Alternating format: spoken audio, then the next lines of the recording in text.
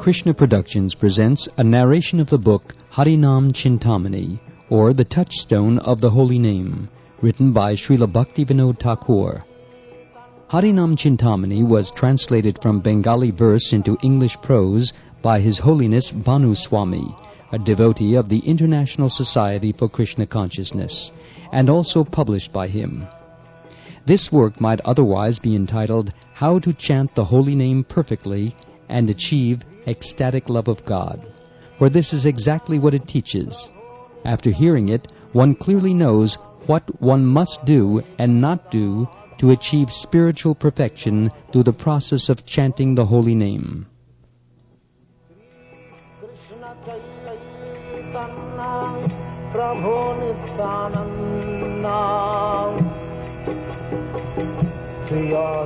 Srila Bhaktivinoda Thakur was born in West Bengal, India, on September 2nd, 1838, and departed from this world on June 23rd, 1914.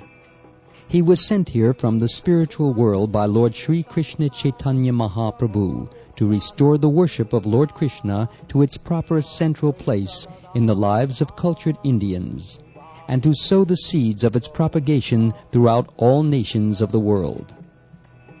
Although Srila Bhaktivinoda Thakur appeared to be no more than a magistrate with a large family and many material concerns, he produced over 100 books explaining the philosophy of Lord Chaitanya and the 6 Goswamis of Vrindavan in greatest depth.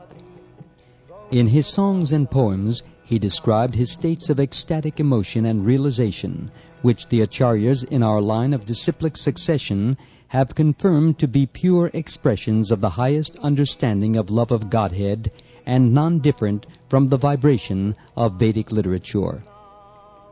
By his practical life's demonstration, he exhibited his true feeling for the Lord by engaging 24 hours a day in his service, striving with his whole being to deliver the message of Lord Chaitanya Mahaprabhu for the benefit of the suffering world.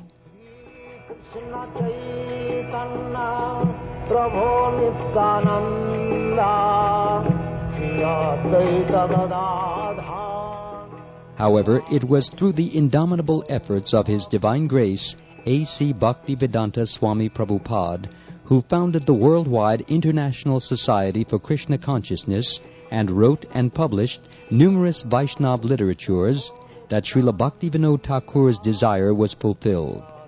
Srila Prabhupada tirelessly explained and propagated the chanting of the holy name, Hare Krishna, Krishna Krishna, Hare Hare, Hare Rama, Rama Rama, Hare Hare, throughout the world, providing numerous fallen souls with the glorious opportunity of not only contacting the Supreme Lord, but also of going back home, back to Godhead or the spiritual world.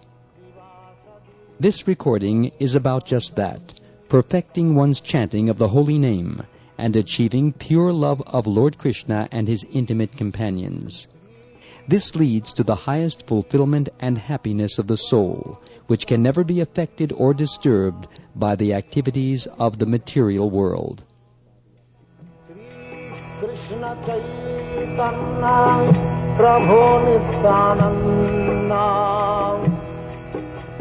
And now I, Amala Bhaktadas, offer my humble obeisances to my spiritual master, His Divine Grace, A.C. Bhaktivedanta Swami Prabhupada, who is very dear to Lord Krishna, having taken shelter at his lotus feet, and pray that he may enable me to narrate this work in such a way that whoever hears it may feel inspired and enlivened enough to want to perfect his or her chanting of the Lord's holy name. And now Chapter 1, Glories of the Holy Name. Shri Krishna Chaitanya Prabhu Nityananda. All glories to Gadadhara and Gauranga, to the life of Janava, Nityananda Prabhu. All glories to Sita and Advaita, to Srivas and all the devotees. Hare Krishna, Krishna Krishna, Hare Hare, Hare Rama, Hare Rama, Rama Rama, Hare Hare, Hare Krishna. On the shore of the ocean at Nilachala, in the temple of Jagannath, resides Daru Brahman, the Supreme Personality of Godhead in wooden form. Having mercifully descended in this material world, he is bestowing both material enjoyment and liberation.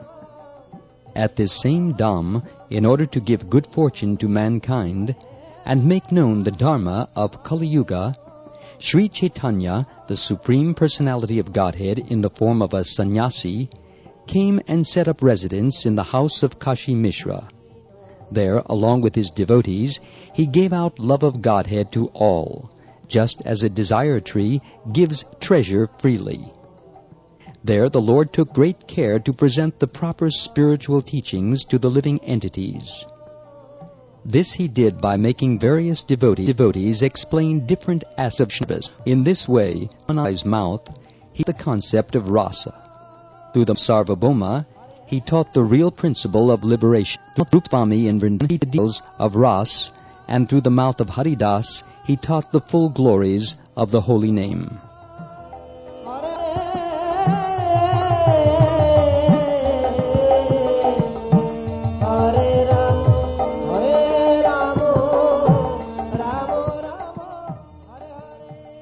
One day, after bathing in the ocean, the Lord met with Haridas Thakur at the Siddha Bakula tree, and in blissful mind he carefully inquired from Haridas how the jivas could easily become delivered from material existence. Grasping the Lord's feet, Haridas's body shivered, and tears poured from his eyes. In great humility he spoke, "O Lord, your Leela is very deep. I have absolutely nothing. I have nothing. Your lotus feet are my only possession. For no good reason have you asked this question to such an unfit person as I. What can the result be? O Lord, you are Krishna himself, who has this time descended in Navadvip Dham to deliver the jivas of Kali Yuga. There you mercifully display your pastimes. If you kindly put those pastimes within my heart, I will be happy. It is by your great mercy that you have revealed your unlimited name, qualities, form, and pastimes in the material world, so that even low rascals such as I can taste them. You are the spiritual sun. I am the particle of its light. You are the Lord. I am your eternal servant. The nectar of your lotus feet is my wealth of happiness. My hope rests in the nectar of your name. As I am such a low person, how do I know what to say, O Lord and Master? Still, I must obey your order. What comes from my mouth I will happily present to you, not considering the faults." Hare Krishna, Hare Krishna, Krishna Krishna, Hare Hare, Hare Rama, Hare Rama, Rama. Krishna and his energies. The Supreme Person, who is completely independent and free to act according to his desire, is Sri Krishna. He exists as the Supreme Truth, second, but is inconceivably of his energy. These are independent Krishna. Rather, they are intimately related with him. This is stated in the Vedic mantras. Krishna is the independent principal conscious entity, and the energies are his attributes. They can never be independent. Krishna may be called Vibhu, the omniscient, omnipresent, omnipotent Master, and the manifestations from his energies, all other existing phenomena, may be called Vaibhava, the opulent expressions of his factual existence. Yet, even in the midst of unlimited, countless energies scattered throughout endless time, Krishna remains separate and independent in his original form. It is through these energies, these Vaibhava of the Vibhu, that the Lord's presence can be perceived.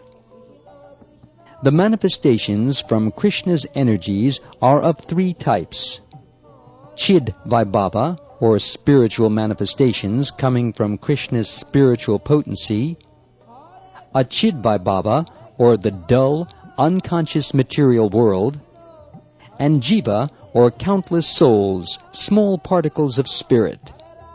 This is the statement of Scripture. Hare Krishna, Hare Krishna, Krishna Krishna, Hare Chid Vaibhava, spiritual manifestation. The Chid Vaibhava consists of Krishna's abodes, such as the unlimited number of Vaikuntha planets. Krishna's unlimited names, such as Govinda, Hare, etc., Krishna's unlimited names, such as the two-handed form holding the flute; Krishna's extraordinary qualities, such as affectionately giving bliss to his devotees; Krishna's pastimes, such as the Ras Leela of Vraja and the Sankirtan activities of Navadvip. Even though these spiritual manifestations may descend into the material world and be visible or perceivable by the living entities, they remain spiritually untouched by material influence. All these elements intimately related to Vishnu or Krishna are called Vishnupad throughout the Vedas. The word denotes that the Chid Vaibhava are inseparable from the Lord himself. The spiritual phenomena are inseparable from the prime spiritual entity. Therefore, in the spiritual realm of Vishnupad, the changes which occur due to the influences of the material energy are not present. That realm is transcendental to material change, and like Lord Vishnu himself, is pure goodness, unmixed with passion or ignorance in the least, unlike the condition of the material world. Krishna and the plenary Vishnu expansions are all of pure goodness. Thus, whether in Goloka, Vaikuntha, the causal ocean, or the material world, these personalities remain unaffected, as the Lord of all the demigods and the Lord of Maya. Vishnu forms are the lords of Maya, and are in pure goodness, whereas Brahma, Shiva, etc. possess goodness mixed with other modes. Hare Krishna, Krishna Krishna, Hare Hare. Achid Vaibhava. Across the Vidaja river, which is the separating boundary, opposite from the Vishnu forms, spiritual abodes, spiritual pastimes, and other spiritual manifestations, lies the non-spiritual realm composed of the universes of 14 planetary systems. This realm, under the control of the Lord's illusory energy, is called Devi Dham, the abode of Maya. It is composed of the 5 material elements, earth, water, fire, air, and ether, plus mind, intelligence, and false ego, which form the gross and subtle bodies of the living entities. The 7 upper and 7 lower planetary systems are all contained within the Achid Vaibhava, or non-spiritual manifestation of one of the Lord's energies. Jiva Vaibhava. Whereas the spiritual manifestation, Chid Vaibhava, is the full spiritual principle, and the illusory material world, Achid Vaibhava, is its shadow, jivas are atomic particles of spiritual element. Because the jivas are spiritual in character, they also have some degree of independence, and have the potentiality of unlimited bliss, which is natural to the spiritual realm. Those jivas who resort to Krishna to attain that bliss remain as liberated souls eternally associated with Krishna. Thinking of his own happiness, he selfishly desires to enter the neighboring abode of Maya, he turns away from Krishna and takes a material body in the material universe. Having fallen into the revolving wheel of continuous activities, good or bad, with their results, the jiva wanders throughout the universe, sometimes in Svarga, sometimes in hell, taking birth with a material body to enjoy life in all the 8,400,000 species of beings.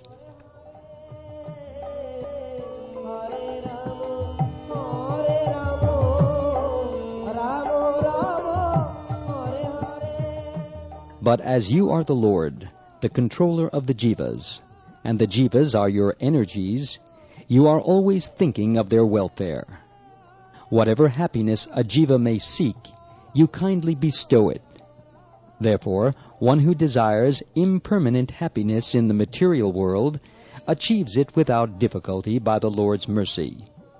All the processes to achieve this happiness of sense gratification, such as rules of varna and ashram, yajna, yoga, homa, and vrata, which are pious activities, are simply material without spiritual transcendental nature at all. The results of these practices, elevation to higher planets and sense enjoyment, are material and temporary. Thus, in such activities for satisfying the temporary senses, the soul remains unsatisfied. The attempt to achieve happiness by gaining a temporary situation in a higher planet is a gross error by the soul. Similarly, by the mercy of devotees, a jnani may perform activities of bhakti. Such jnana mixed with devotional activities is also classified as a secondary path of bhakti. Such a jnani easily arrives at the stage of faith in Krishna and can quickly proceed in full devotional service.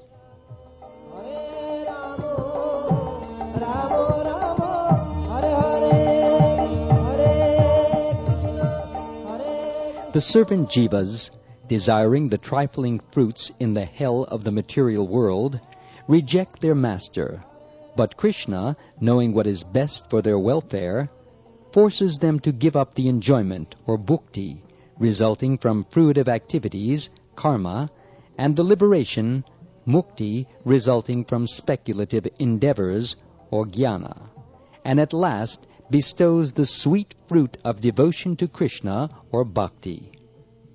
It is only the mercy of the Lord, who is made of pure mercy, that he puts the jivas on a secondary path which lets the jiva fulfill his material desire for some time, but simultaneously gives him faith in the process of bhakti.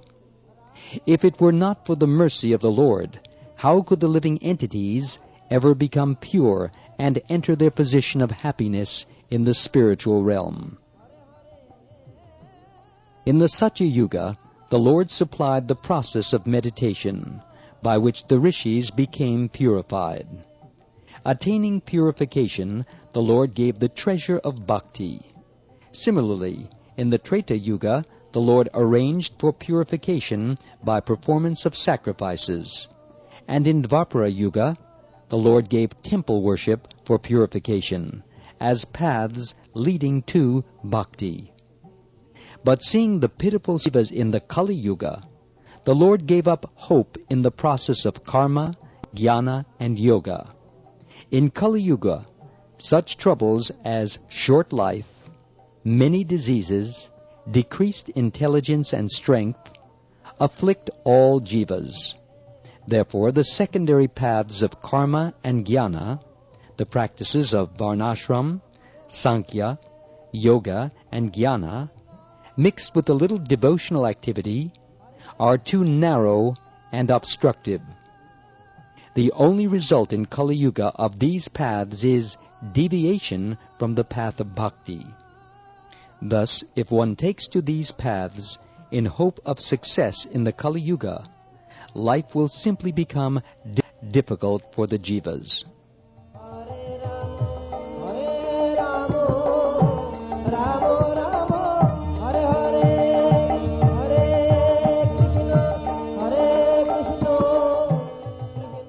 The chief path, bhakti, and the holy name. Therefore, Thinking of the welfare of the Jivas in Kali Yuga, the Lord has descended with his name. The Lord descended and preached the path for Kali Yuga, the process of Nam Sankirtan. Since by this process the Jiva may directly achieve the highest treasure of Krishna Prem, which is actual happiness, it is called the major or chief path, as distinct from the secondary paths of karma and jnana. In this process, all the Jiva has to do is sing and remember the name of the Lord constantly. When the impure Jiva takes up the process of bhakti for his purification, he is performing sadhana bhakti, or devotional service in practice. When his practice reaches purity and perfection, or sadhya, in other words, when the Jiva achieves prema bhakti, the activities of sadhana bhakti, hearing and chanting the Lord's name, etc., remain as the activities of prema bhakti. The principal activities of devotional service are eternal. At the perfectional stage of prema, the means, sadhana, and the end, sadhya, or the method, upaya, and what is to be attained by the method, upeya, become non-different. Thus there is no barrier or obstacle between the life and activities during training and at the perfectional stage. The holy name remains constant in both cases.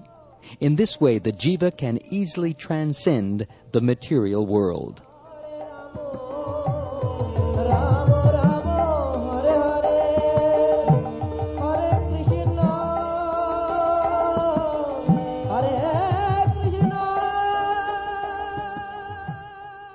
Haridas continued, I am just a fallen, low person, so much absorbed in sense objects. Being so foolish, I did not even take up your name, O Lord. With tears flowing incessantly from his eyes, Haridas, the incarnation of Brahma, fell breathless at the Lord's feet. Srila Bhaktivinoda Thakur prays that whoever is able to take refuge in the Lord's devotees, and devotional service, receives the full effects of the holy name, which is a touchstone yielding all desires. At that time, the name becomes the center of his existence.